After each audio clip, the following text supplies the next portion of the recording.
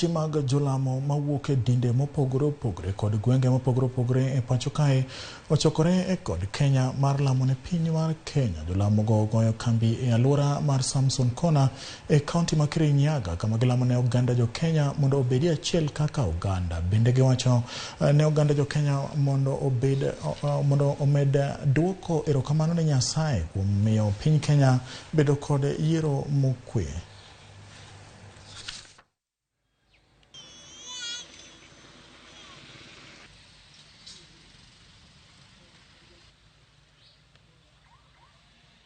I came all the way out here to do the prayer walk.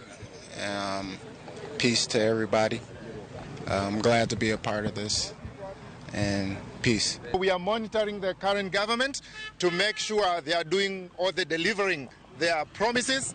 And we are not here to make sure that we instruct the government. I'm against anybody who distracts the government. We want it to succeed. We want it to do well because tunataka tuhudumiwe, sindio?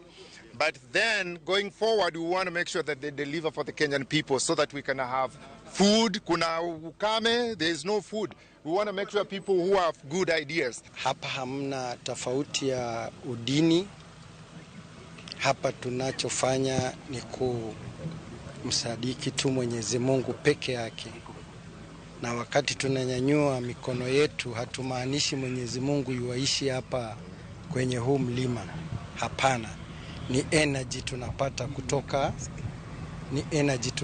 kutoka kwa huu mlima. Hizo energy unazipeleka kwako, unabariki kwako, unakuwa umeweka sehemu ya kumwabudu Mwenyezi Mungu kwako. Na ndiyo sababu ambaye tuko hapa kumwabudu Mwenyezi Mungu peke yake, hamna lingine.